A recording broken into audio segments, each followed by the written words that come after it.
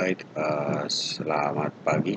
Eh, kita akan belajar mengenai sosiologi. Di sini kita akan membahas tentang beberapa pokok bahasan, dan sebelumnya kita perlu ketahui bahwa dengan belajar sosiologi kita diharapkan memiliki kualifikasi kemampuan. Yang pertama, kita harus memiliki dimensi sikap, di mana dimensi sikap ini diharapkan kita mempunyai kemampuan perilaku yang mencerminkan sikap orang yang beriman, berakhlak mulia, berilmu, percaya diri, dan bertanggung jawab dalam berinteraksi secara efektif dengan lingkungan sosial dan alam, serta dalam menempatkan diri sebagai cermin bangsa dalam pergaulan dunia. Yang kedua adalah memiliki dimensi pengetahuan, di mana kualifikasi ini memiliki pengetahuan faktual, konseptual, prosedural, dan metakognitif dalam ilmu pengetahuan teknologi, seni, dan budaya, dengan wawasan kemanusiaan, kebangsaan, kenegaraan, dan peradaban terkait penyebab serta dampak fenomena dan keajaiban. Berikut kita juga diharapkan memiliki dimensi keterampilan, di mana kualifikasi ini kita diharapkan memiliki kemampuan berpikir, bertindak efektif dan kreatif dalam ranah abstrak dan konkret sebagai pengembangan dari pelajaran di sekolah secara mandiri. Baik, kita akan membahas satu persatu tentang kompetensi dasar, kompetensi pokok bahasan mengenai perubahan sosial ini, di mana kompetensi inti memahami berbagai jenis permasalahan dan faktor-faktor perubahan sosial serta akibat yang ditimbulkannya di dalam kehidupan masyarakat. Mengenai kompetensi dasar, perubahan sosial ini menalar berdasarkan pemahaman dari pengamatan dan diskusi tentang perubahan sosial dan akibatnya yang ditimbulkannya. Perubahan sosial memiliki indikator. Yang pertama adalah A. Menganalisis perubahan sosial yang terjadi dalam kehidupan masyarakat. B. Mendeskripsikan faktor-faktor penyebab, pendorong, dan penghambat perubahan sosial. C. Mengidentifikasi dan menjelaskan bentuk-bentuk perubahan sosial dalam masyarakat. D. Menganalisis dampak sosial bagi masyarakat. Yang kedua, indikator perubahan sosial adalah mengkaji berdasarkan pengamatan dan hasil diskusi mengenai perubahan sosial dan akibat yang ditimbulkannya. B. Menyusun laporan mengenai perubahan sosial dan dampak dalam masyarakat. Itulah beberapa faktor yang perlu kita ketahui. Ada kompetensi inti, kompetensi dasar, dan indikator yang perlu kita ketahui di dalam pokok bahasan mengenai perubahan sosial. Kita akan melangkah ke yang berikutnya mengenai perubahan sosial. Sebenarnya perubahan sosial itu adalah merupakan suatu bentuk perubahan dari suatu peradaban menjadi suatu peradaban yang lain. Mengapa terjadi perubahan? Karena itu ada beberapa faktor yang mempengaruhi. Kalau menurut Martono, perubahan itu diakibatkan oleh beberapa faktor. Yang pertama adalah penemuan baru. Jadi ada penemuan baru. Misalnya adanya penemuan teknologi, ya, teknologi. Ini ditemukannya teknologi yang berdampak sangat besar terhadap peradaban. Kalau di zaman dahulu, mobilisasi masyarakat dari suatu tempat ke tempat lain mungkin hanya menggunakan dengan kereta, ya, atau menggunakan kuda tunggangan, bahkan ada yang menggunakan sapi kalau itu di darat. Kalau di kali misalnya, mobilisasi itu dilakukan dengan menggunakan rakit, atau perahu-perahu kecil yang dibuat dari kayu. Kalau di zaman sekarang mobilisasi itu dilakukan dengan pesawat terbang. Bahkan ada pesawat yang tanpa awak yang dikendarai oleh eh, tidak ada manusia, ya. Jadi hanya menggunakan teknologi kontrol, bahkan ada yang menggunakan remote. Jadi mobilisasi itu dilakukan dengan teknologi. Begitu canggihnya, akhirnya ada pesawat yang tanpa awak. Nah, begitu. Jadi mobilisasi dilakukan zaman itu mungkin masih bersifat tradisional, tetapi setelah ada teknologi perubahan itu terjadi. Sudah bukan lagi dengan menggunakan kuda tunggangan dan lain-lain. Kalau misalnya di darat ada mobil, ya zaman sekarang sudah memperlihatkan suatu perubahan yang sangat maju sekali. Jadi kendaraan di darat itu sudah menggunakan mobil. Bahkan di zaman dahulu mobil ini hanya menggunakan bahan bakar cair misalnya. Tapi kalau di zaman sekarang bukan lagi mobil-mobil itu bukan lagi hanya menggunakan bahan cair, bahkan ada pesawat yang kendaraan yang menggunakan sistem baterai, sistem baterai, pakai baterai. Jadi menggunakan listrik saja. Nah, itu adalah salah satu bentuk dari suatu perubahan. Kalau misalnya mobil itu kehabisan bahan bakar misalnya di tengah jalan, tidak terlalu risau. Kenapa? Karena mereka bisa menggunakan pengisian bahan bakar dengan menggunakan solar system atau dengan pengisian bahan bakar menggunakan sistem baterai, sistem listrik yang didapatkan dari matahari, itu mengenai sistem solar system. Setelah itu ada lagi perubahan yang ditimbulkan oleh ada perubahan sosial yang ditimbulkan oleh jumlah penduduk. Di zaman dahulu kehidupan bermasyarakat itu tidak terlalu risau, ya. Mencari penghidupan itu di alam sekitar sudah cukup banyak, ya. Tetapi dengan perkembangan jumlah manusia begitu pesatnya, jadi lahan-lahan penghidupan itu sudah tergusur. Kalau misalnya kita di pedalaman, ya, lahan kita masih luas karena jumlah penduduk masih sangat-sangat terbatas. Tapi di kota besar, lahan yang luas sudah hilang. Mereka uh, berebutan untuk memiliki lahan.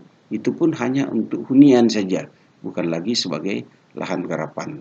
Kalau di zaman dahulu kita masih bisa bertani, beternak di lingkungan sekitar kita, tapi di keramaian kota, ya, misalnya di Jakarta misalnya, untuk memiliki lahan luas untuk mencari nafkah, mencari kehidupan itu sudah susah karena lahan sudah tidak tersedia.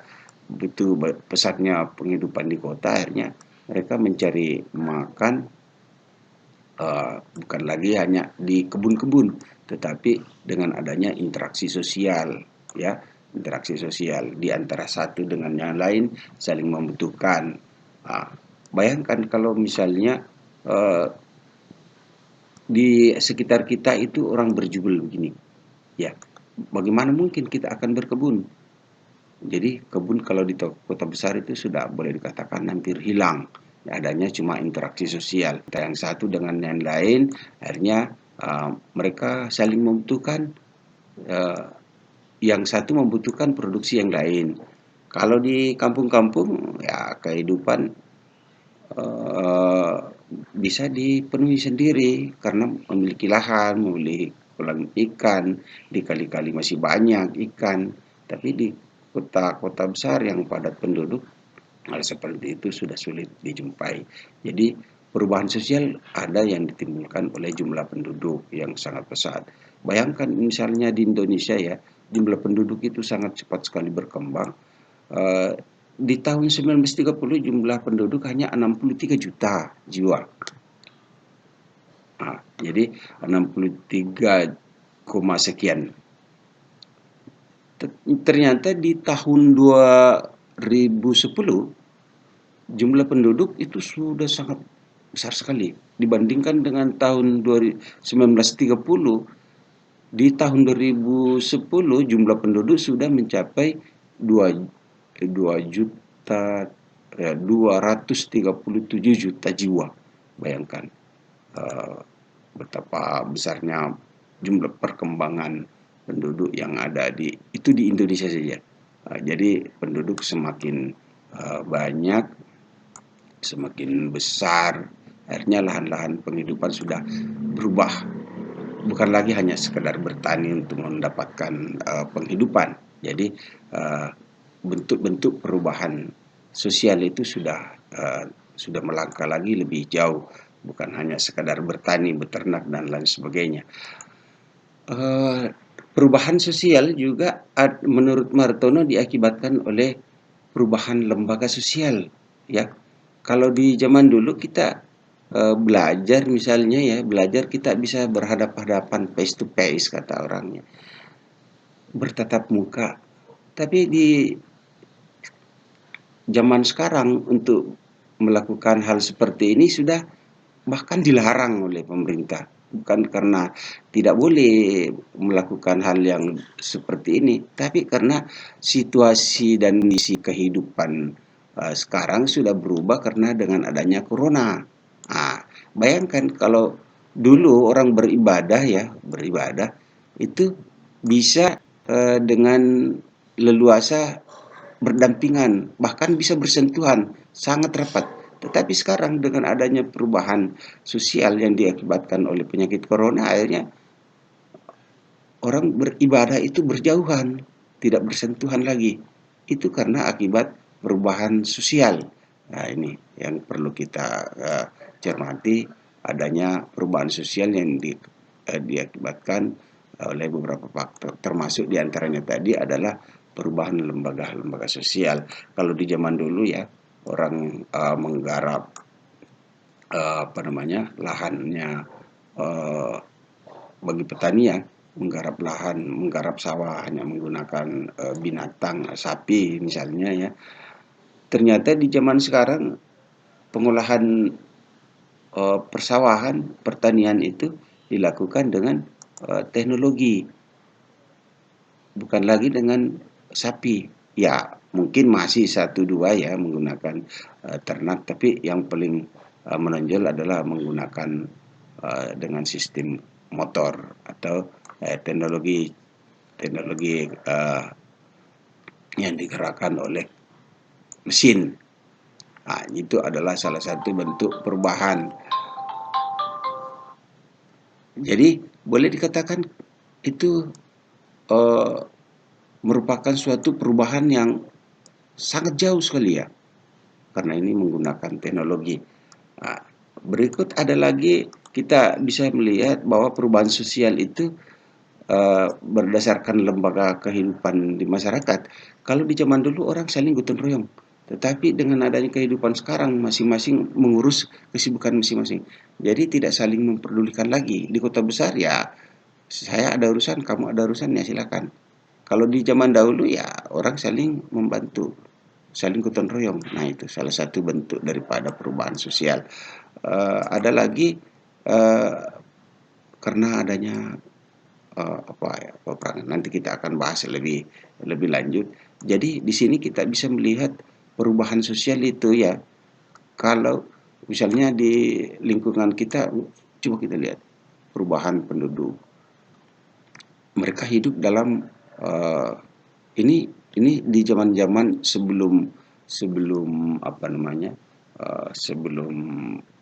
kehidupan mereka terlalu kaya. Mereka hidup ala kadarnya, membuat bangunan-bangunan di sekitarnya itu, ya, sesuai dengan kemampuan lah. Jadi itu perubahan. Tetapi setelah mereka sudah mulai memperoleh kekayaan yang sedikit lebih meningkat, ya, itu bukan lagi dalam bentuk rumah-rumah kumuh, rumah-rumah yang dibuat dari kayu, tapi sudah melangkah ke bangunan-bangunan yang begitu mewah. Jadi mereka punya penghidupan sudah mulai berubah, ya, bukan lagi hanya sekedar bertani memperoleh sumber makanan, tapi interaksi antara lembaga yang satu dengan lembaga yang lain, akhirnya mereka memiliki kekayaan yang besar, yang banyak. mereka hidup dalam kemewahan. Bayangkan tadinya adalah rumah kumuh, sekarang sudah berubah menjadi rumah-rumah mewah, bahkan gedung-gedung pencakar langit. Nah, itu. Kalau di zaman masih peradaban, penduduk masih sedikit, ya lingkungan kita itu masih hijau, masih boleh dikatakan mencari lahan tidak susah, ya. Di kampung-kampung kehidupan seperti begini masih kita temukan. Kenapa? Jumlah penduduk masih sangat terbatas. Tapi zaman sekarang ya hal seperti begitu sudah sulit dijumpai di kota-kota besar. Bahkan memiliki halaman rumah pun itu sudah termasuk luar biasa, ya. Karena harga lahan sudah sangat mahal. Tapi kalau di kampung-kampung ya luas. Ada lagi perubahan sosial diakibatkan oleh industri-industri. Jadi pencemaran udara itu merajalela di mana-mana. Bahkan lahan-lahan yang tersedia tempat menjadi tempat pembuangan sampah. Udara sudah kotor. Itu adalah salah satu dalam bentuk perubahan-perubahan sosial yang diakibatkan oleh uh, kehidupan manusia yang terlalu padat, ya. Nah, itu. Jadi sudah terjadi kontaminasi antara limbah-limbah industri dengan limbah-limbah pabrik. Uh, Lebih lanjut lagi, Martono mengatakan bahwa terjadinya pemberontakan atau revolusi. Nah, revolusi kita mengalami perubahan-perubahan di zaman Orde Baru, ya. Masyarakat sudah tidak menginginkan lagi pemerintahan yang sifatnya uh, nepotisme dan lain sebagainya. Ada korupsi dan lain sebagainya. Banyak faktor-faktor yang sudah tidak cocok lagi dengan kehidupan bermasyarakat. Akhirnya lembaga yang ada diberontak oleh sekelompok orang-orang yang menginginkan kemurnian daripada sistem-sistem kelembagaan. Jadi zaman Orde Baru waktu itu sudah berubah, pemerintahan dirongrong, dijatuhkan dan digantikan dengan bentuk pemerintahan yang lain yang kita kenal dengan model reformasi. Jadi adanya transparansi antara lembaga yang satu dengan yang lain itu sudah diharapkan pada saat itu. Jadi perubahan sistem pemerintahan waktu itu sangat berubah. Jadi terjadi pemberontakan atau revolusi, mengganti sistem pemerintahan dari Orde Baru menjadi sistem reformasi. Berikut di mana-mana terjadi keributan, ada terjadi demo, pembakaran dan lain sebagainya. Itulah revolusi, pemberontakan, ya, pemberontakan. Tidak mengendaki sistem pemerintahan Orde Baru yang syarat dengan korupsi dan nepotisme, maka dirubahlah bentuk pemerintahan itu. Jadi waktu itu ada terjadi pemberontakan, ada terjadi keributan, demo di mana-mana, dan akhirnya berhasillah pemerintahan Orde Baru dijatuhkan oleh rejim reformasi waktu itu, ya, yang diprakarsai oleh mahasiswa dan cendekiawan. Sama halnya dengan di Indonesia, kita sudah mengalami bentuk perubahan, termasuk diantaranya perubahan budaya sosial, budaya yang ada di masyarakat.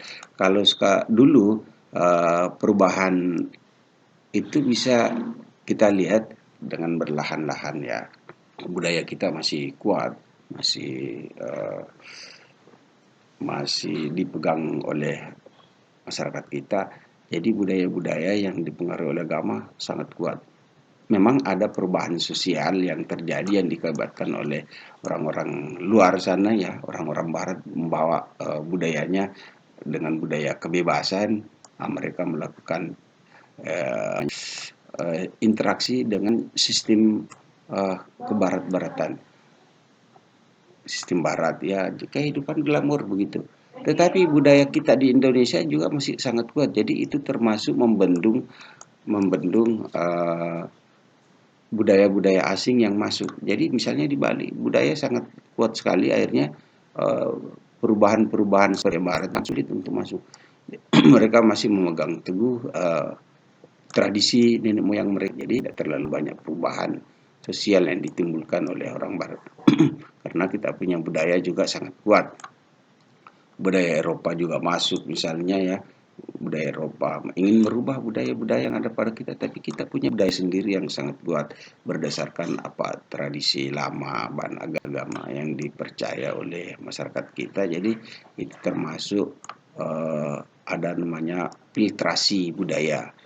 Jadi karena kita punya budaya masih kuat, adanya saringan budaya mana yang perlu kita ambil dan mana yang tidak. Memang toh ada perubahan-perubahan sedikit di mana-mana, tapi kita punya budaya sangat kuat. Misalnya budayanya orang Jawa, orang Bali, orang uh, Toraja, orang Papua, orang Bugis. Jadi itu sangat berpengaruh sekali terhadap perubahan budaya. Kalau budaya boleh dikatakan masih ada filter, masih ada saringan ya, tidak terlalu cepat perkembangannya dibanding dengan teknologi. Misalnya budaya Cina barongsai ya ada juga kayak gini. Ini ikut berpengaruh. Masalah begini tidak terlalu signifikan. Ada lagi perubahan sosial menurut Martono yang diakibatkan oleh peperangan. Nah, ini yang pernah kita alami di zaman dahulu ya, waktu masih terjadi penjajahan oleh Belanda, Jepang ya. Akhirnya masyarakat Indonesia tidak menginginkan lagi penindasan. Kalau kita dijajah 3,5 abad lamanya, itu adalah merupakan suatu penderitaan penindasan yang sangat dirasakan oleh masyarakat kita. Akhirnya terjadilah pemberontakan, maka terjadi peperangan antara penduduk atau masyarakat Indonesia melawan penjajahan Belanda, Jepang misalnya. Akhirnya diperolehlah suatu bentuk peradaban yang lebih merdeka lagi. Jadi mana-mana terjadi pemberontakan waktu itu. Adanya perubahan sosial yang ditimbulkan oleh peperangan itu. Mereka tidak mau ditindas, mereka mau merdeka. Nah, itu kita bisa lihat. Ada juga ditimbulkan oleh beberapa faktor.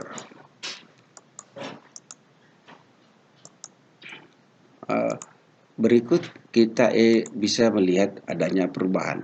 Jadi kalau misalnya perubahan itu akibatnya bagus terhadap perkembangan kehidupan manusia, mereka bisa menerima. Tetapi kalau perubahan itu hanya menyisakan penderitaan, mereka tidak terima. Coba bandingkan. Di zaman dulu kita menggunakan semacam rakit-rakit di kali ya, rakit ada kehidupan. Mereka memenuhi kebutuhannya dengan menggunakan transportasi atau mobilisasi rakit bambu misalnya di kali ya, misalnya ini kali ya, kali-kali. Nah, ini kali. Mereka menggunakan mobilisasi dengan menggunakan rakit. Itu masih bisa diterima oleh masyarakat. Jadi mereka memenuhi kebutuhannya itu ala kadarnya. Jadi ada masyarakat yang dari kampung ya, dari kampung ke kota misalnya dengan menggunakan rakit, hanya menggunakan dayung misalnya ya.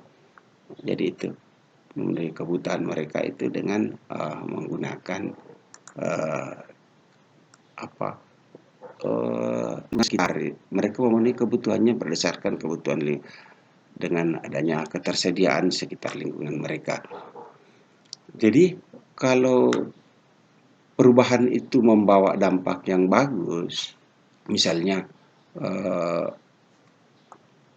transportasi tadi itu masih bisa diterima, tapi kalau itu merupakan bentuk penjajahan, ya mereka tidak bisa terima, seperti halnya ini ya, ini. Jadi mereka tidak mau terima, maka terjadilah namanya pemberontakan di mana-mana terjadi perang. Di daerah Jawa, Aceh, Sumatera ya, Sumatera sana, di Papua ya, terjadi pemberontakan. Akhirnya mereka mampu mengalahkan penjajah-penjajah di daerah tersebut. mereka mengusir penjajah, akhirnya terjadilah kemerdekaan. Nah, itu adalah salah satu bentuk perubahan sosial yang perlu kita ketahui. Jadi menurut Martono tadi bahwa perubahan sosial diakibatkan oleh beberapa faktor itu. Kita proses sosial cukup sampai sini, nanti lain kali kita akan sambung dengan pelajaran lain. Untuk hari ini kita cukupkan.